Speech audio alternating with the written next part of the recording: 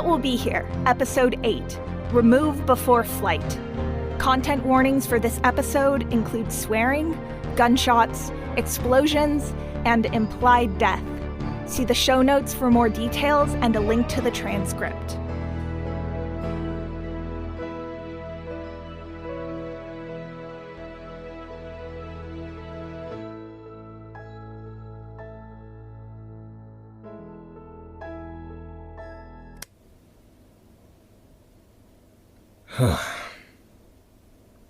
Been a hell of a week, huh?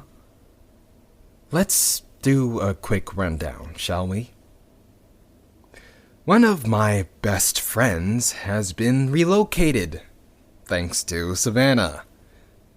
We lose out on all our fuel opportunities, thanks to Savannah. And someone I love, someone I thought I loved, someone who means a great deal to me, may just be the cause of all of this. Thanks to Savannah. So, just to recap, fuck Savannah. But how exactly did we all get here? I mean, besides Savannah. 'Cause we need to go a little bit further back than that in order to fully understand how fucked we are. I don't know that anyone's really laid it out for you, dear listeners. Suri told me she tried, but the tone of her voice indicated that it might not have been coherent. So, imagine the world. It's the turn of the 22nd century. The environment's fucked. Constant environmental disasters. A never-ending pandemic, and a near-suffocating military presence. The economy's in shambles. Again. And we've got more poor people than we know what to do with. So the rich start to force them deeper and deeper underground. Out of sight, out of mind. NASA's been forcibly disbanded. I mean, makes sense. When your own planet is in a constant state of chaos and decay, no one really gives a shit about space travel. Except, of course, Nolan Lepe. He takes over a company run by some poor schmuck, forces the board out, and rebrands the whole company, renaming it Ondatra. They pivot to making rockets for space travel and exploration, satellites, and, unsurprisingly, the military. So, Lepe's doing his thing, running the lower class even further into the ground, buying up shares of everything he can get his hands on, until the mid-2100s, when we meet our very own, and very first, quadrillionaire. This asshole named Gout No Core. This guy starts what is basically new NASA. Savannah, the one and only. A company dedicated to putting their grubby little hands in everything.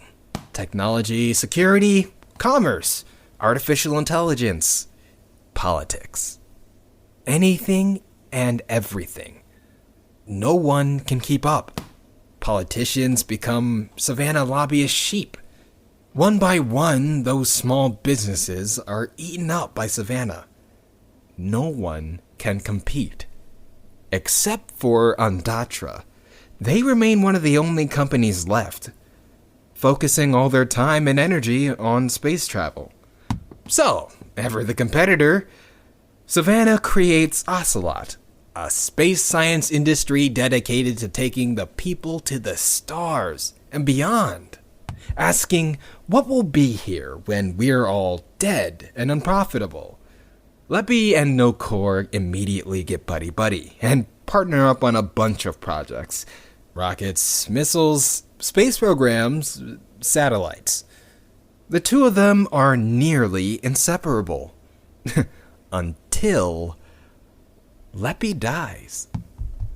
The head honchos at Ondatra said it was due to natural causes. An unnamed illness. I don't know. It was really vague and, frankly, almost certainly a lie. no one believed them, and wouldn't you know it, 2 days after the old man's death, Ondatra is acquired by Ocelot. And then Savannah owns the world, or at least most of North America.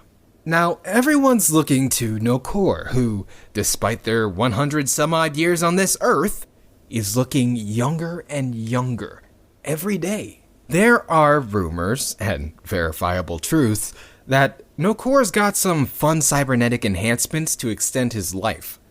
Though Savannah would rather kill a man before they admit that their glorious leader is mostly robot at this point. Actually, I'm pretty sure they've killed hundreds in order to cover that up. Killed a lot more people than that just trying to force the world to run the way they want. A stronger military, higher rent, advanced technology. All in the name of scientific advancement. So, where does that leave us? Me and my people? We got forced underground. See, when rent got too high, people were forced to move out, and instead of filling those apartments with more people, they just pushed those buildings down and built more shit on top. There's layers and layers of city underneath the one above. Ever-expanding tunnels of old, abandoned structures. Infrastructure's not too great down here, but most of it's still tapped into existing electrical lines. Plumbing and airflow's a bit trickier, but I think we've managed as well as we can. We've got black markets and topside dealers, and Savannah only raids us, well, the raids used to be few and far between, but with Jules, I guess it makes sense why they've been more frequent. Fuck.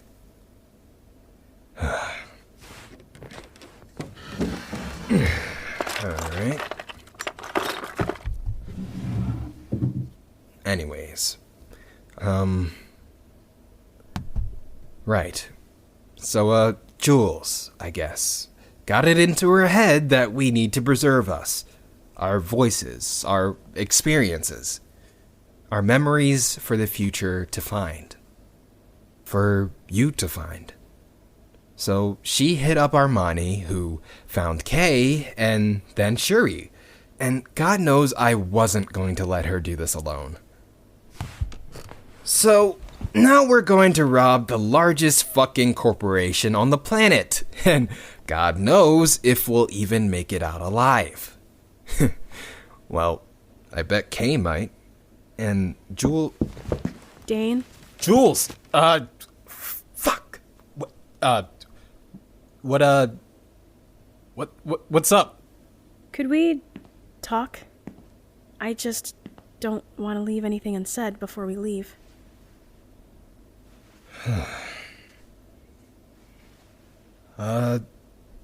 Yeah, bet. Just let me... All right, let's cover inventory one more time. One Wombat model transportation vehicle that we're all going to agree Armani built using spare parts, and definitely not by using spare parts of a credit card. Should be right outside. I'll check that after this. 2 4-cart mark high-efficiency pumps to suck out the fuel. New O-rings on 3 of them, 50-foot lines attached to each. 3 22 shipping barrels, which I'm going to say have no holes in them. Okay, I should actually fill those all up and make sure that there aren't any holes. That's a little iffy on the one, but I'm sure some duct tape will work on a pinch for that. We're storing these right side up. It's not like it's gonna flood the truck. 4 5 Savannah security passes, which I am praying will work, because if they don't, we're all toast today instead of next week, but I can't check that at the moment. 6 who cares? Next up!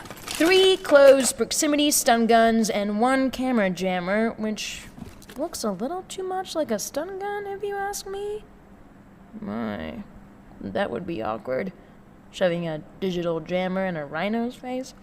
Let's just make that a little easier to ID so that doesn't happen. And on that note, let's just make sure my little minion is working nice and smoothly. Okay, I will brace myself next time I do that. Shock factor, check. Accidental fire factor, did not know about that. Actual fire, check. Glove for me, gloves for Dane, gloves for Suri, gloves for Armani, and frankly, Jules can just get her own damn gloves for all I care, considering that she can actually afford it. Check. False IDs for me and Armani. I should really get around to getting my picture updated on this.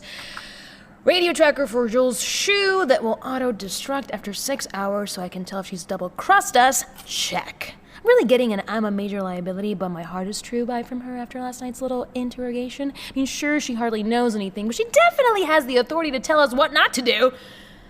I'll be following Shuri's lead on this for sure. Do I bring a gun or just the minion? Could be useful. I'm gonna bring the gun. Sure, it's been 3 years since I've shot one, as bullets are either controlled by Savannah or made yourself, and that's a boring task. But I'm sure I can still shoot. If ever there was ever a time for it, I think this is it. What's next? Lockpicks? Yeah, those are brand new, and it'll be faster to melt my way through any doors we come across. Dolphin armor. Ugh, I get so sweaty in that stuff. Cooling vent is a risk. Well, so is overheating, you fully air-conditioned corporate chair warmer. I really wish we had something a little less conspicuous, but this is what we've got, and it'll have to do. 3 different brands of radios, which I have calibrated to the right frequency. 1 frequency scanner, which I'm going to have to monitor during the heist. Oh, I sure hope Savannah isn't using encoded radio transmissions these days. Yeah, the old static filter trick is easy enough to run, but digital encryption is a whole other thing. I'm 80% sure they're still using walkie-talkies, though, which, last I checked, can't even do that sort of encryption. Damn. If we get caught on this, we're gonna go down on so many charges. But I'm sure Jules will weasel her way out somehow or other. Speaking of which, I need to find her shoe. Thievery is a tradition as old as time. Older, some might even say. In many mythologies, most of them, in fact, humanity really begins with an act of theft. Fire, usually. The Greek story is the one best known in the English-speaking world. The Titan Prometheus not only created humanity from clay, but stole the divine fire and gifted it to us, allowing us to cook, to work metal, to flourish. He was then damned to an eternity of suffering, chained to a rock while an eagle ate his liver each day. I much prefer the Georgian equivalent, which follows the epic hero Armani, who I sometimes like to think I take my name from.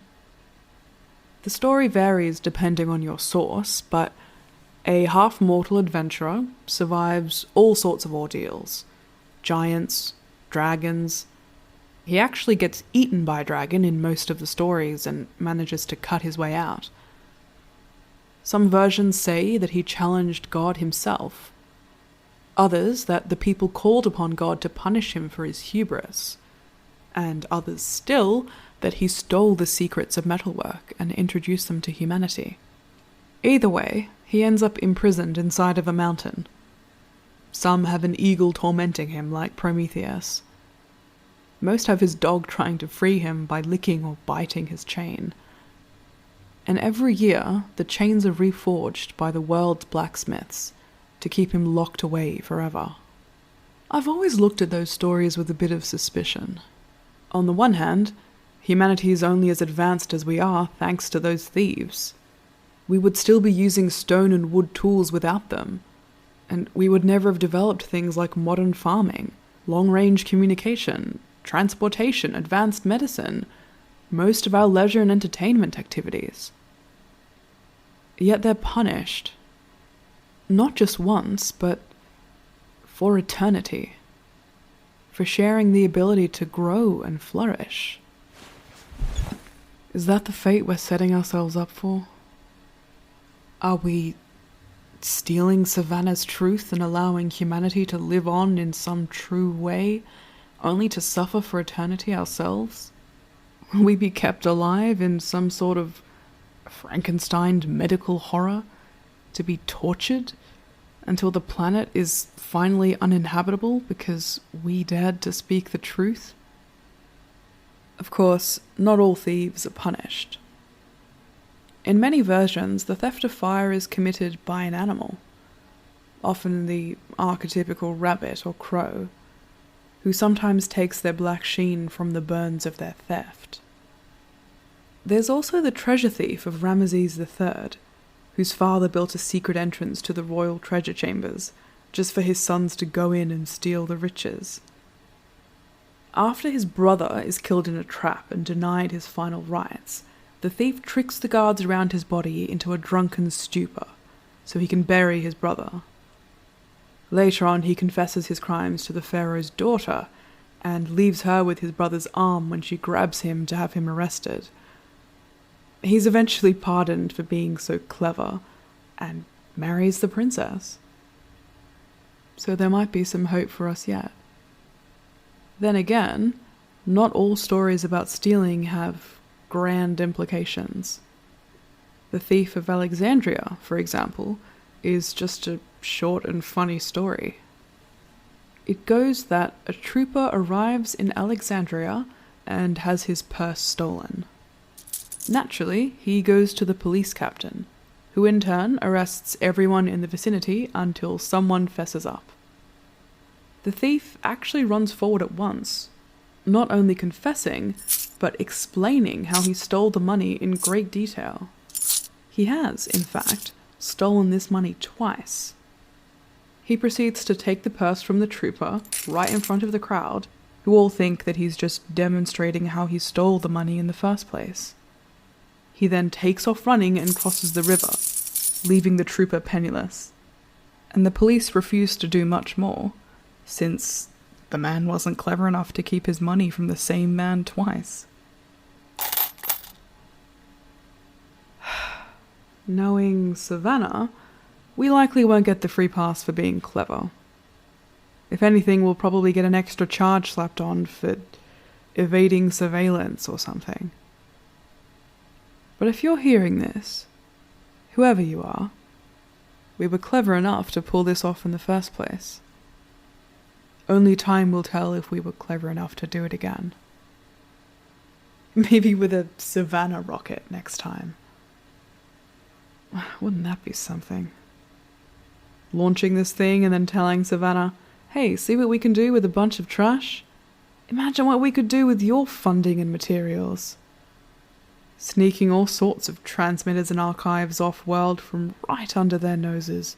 That's sure to be a trickster story worth telling. Of course, we'd have to get everyone on board for that, and we'd need Jules to cover for us in a major way that I'm not entirely sure they can do. She might try, but can she succeed? I'm not too sure. In case this is the last you hear from me, we are what will be here when the stolen fire burns out the savannah, even if we get burned in the process.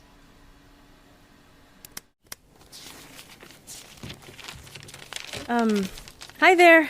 Hi everyone. Sorry, I'm a little bit more put together when I record these messages, but geez, so much has been happening and changing just within the last few days, and most of it is, embarrassingly personal.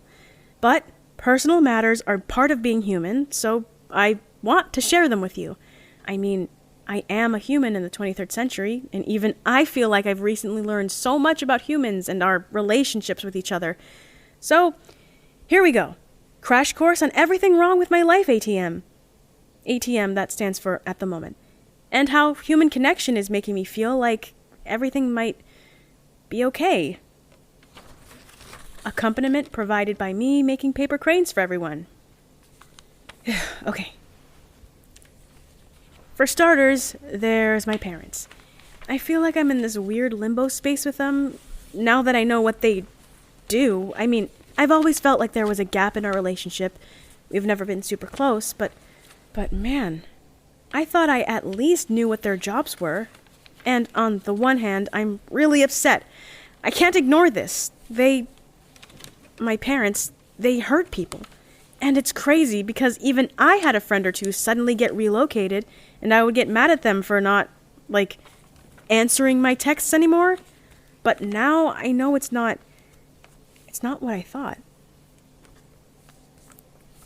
It's just weird, because technically I know more about my parents now than I did before. If this were normal, I think I would be feeling closer to them right now. But instead, it feels like the gap between us has gotten impossibly larger. I figure, when I get the chance, I'll just ask. I never asked before. I can't hate them for never telling me when I never even had the good sense to wonder. So I'll start the conversation. It's called effective communication, apparently. I've been experiencing a lot of that down here. 1 down, 4 to go. All this learning I've been doing, it's all happening down here. This team is teaching me so much, whether they know it or not. If anything, I'm glad they don't seem to know it. At least that way I don't feel like I'm making them do the work for me.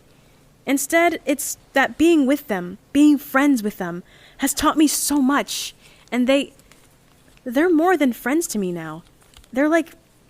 Basically, listen, my only family is a set of parents who've never even told me what their jobs are.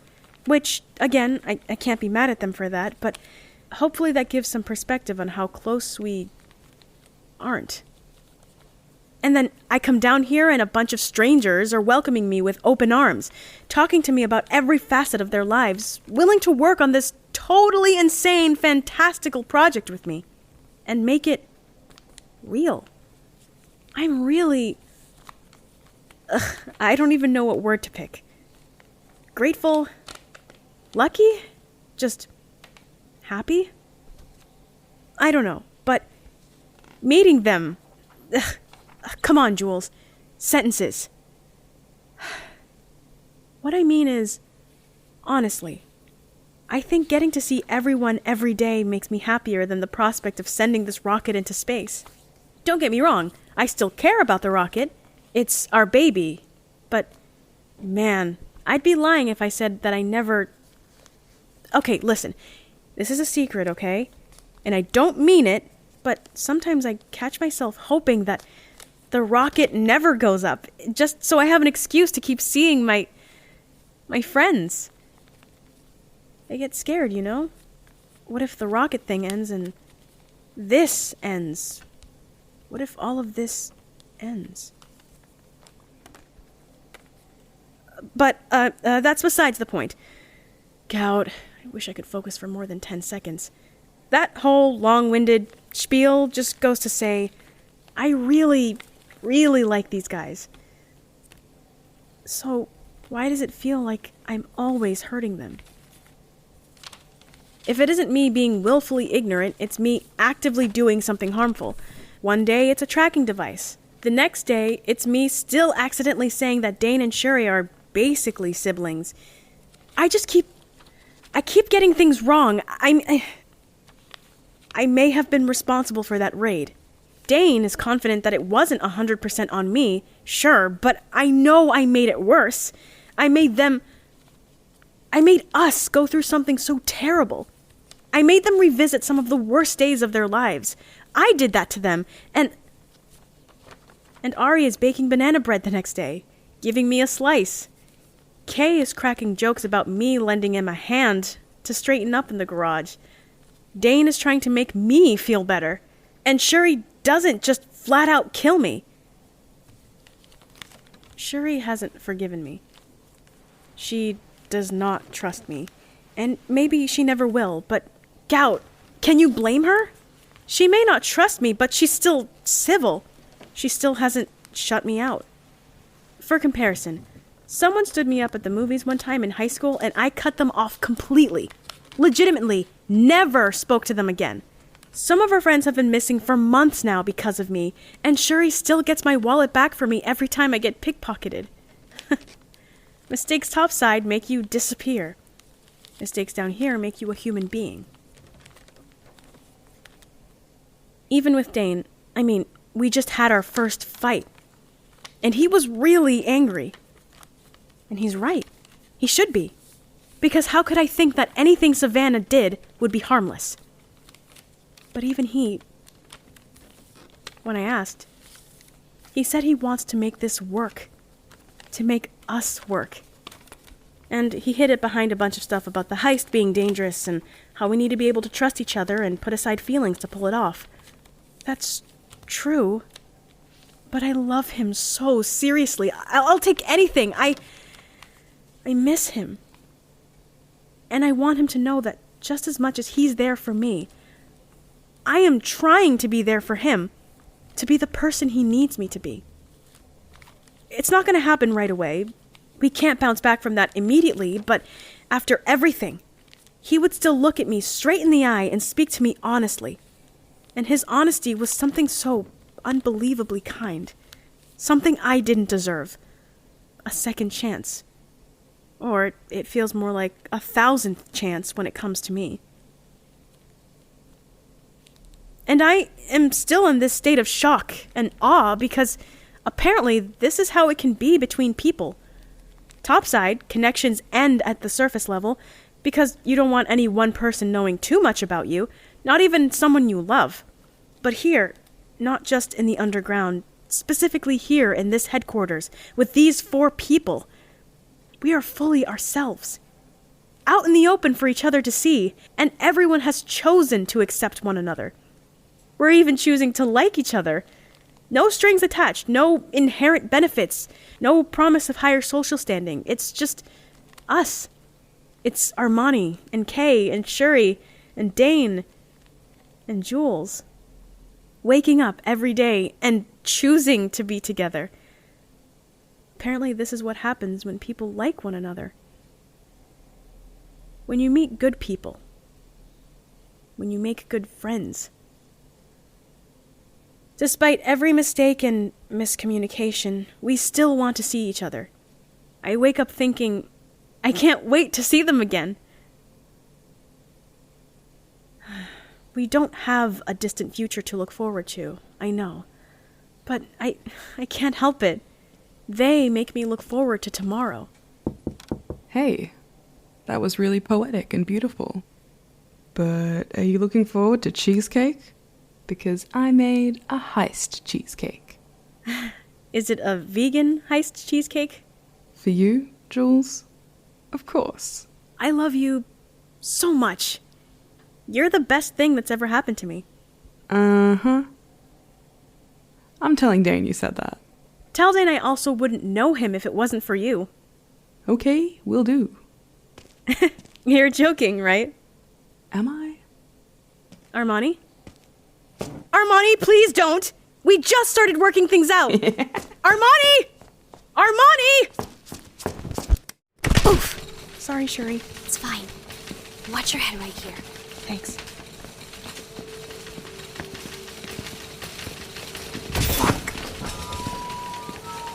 Everything okay? Yeah, it's all good. I've just found levers behind the exit. Did you get everything? Yeah, Dane and I did. So did Jules and I. Great. Cars idling and ready to go. It's a bit of a bottleneck here. Armani, Dane, you go first. Use the access card so we don't trip the alarms. Copy that. Meet you in the getaway van. Good luck. See you soon. Love you. Stop flirting. I'm not flirting. Come on.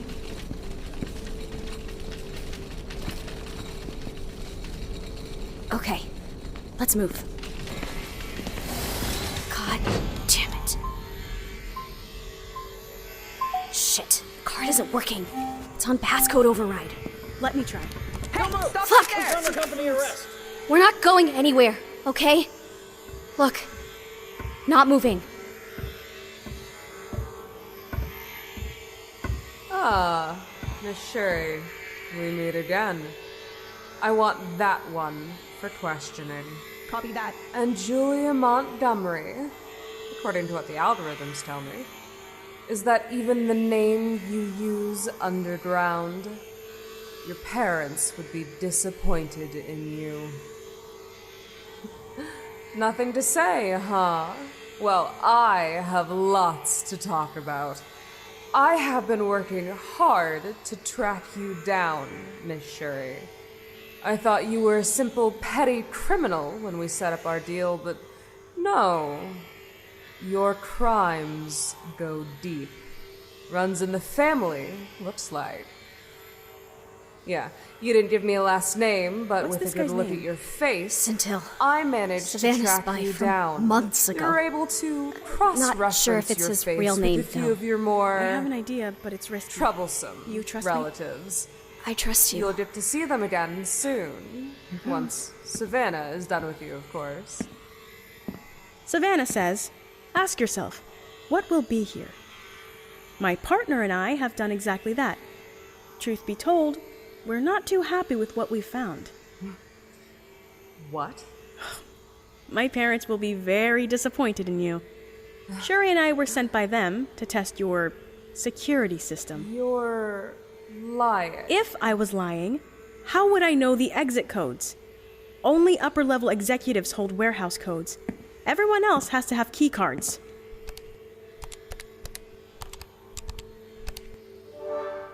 And if you're about to suggest I stole them, feel free to give my father a call to check.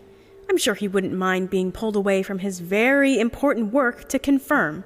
You're not on the pen test team. If you thought I was, wouldn't that defeat the purpose? Some things go higher than your clearance level. But Suri, the only Savannah-sanctioned list she's on is the graveyard list. If you thought she was on Savannah's payroll, wouldn't that defeat the purpose? She's the best in the business. You know this. Do you know what this is supposed to be? Fuel. Suri, if you will. Just one. That's not good. Yes, this is supposed to be fuel. It was placed specifically for us to steal. You nearly let us out of the facility with them. You just poured rocket fuel on the ground. Get with the program, Scintille. It's fake. Doesn't smell fake.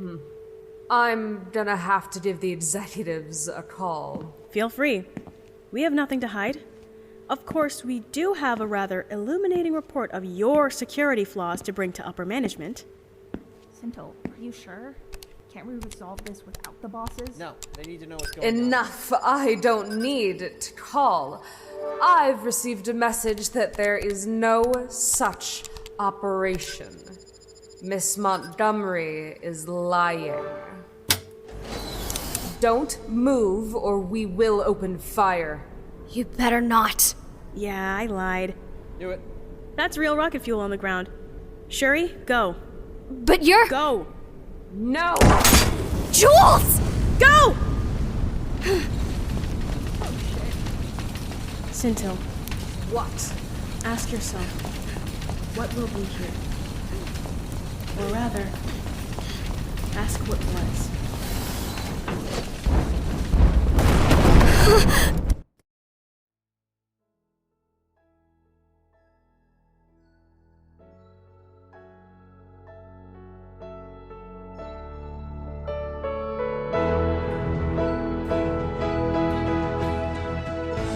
This episode was written by Brad Colebrook, Chandler Harrison, Cole Burkhart, Dee Reese, and Tal Minier, with script editing by Evan Tess Murray. It was directed by Cole Burkhart and Tal Minear, and sound designed by Tal Minear, and features John Y. Kamara as Dane, Vico Ortiz as Kay, Kathy Youssef as Armani, Jona Lune as Jules, and Sahar Iman as Suri. This episode also features Cole Burkhart as Scintille, and Tal Minear and Brad Colebrook as security guards. The theme music is by Benny James, and the transcript is by Caroline Minks. What Will Be Here is primarily produced in Long Beach, on the stolen land of the Quiche Nation.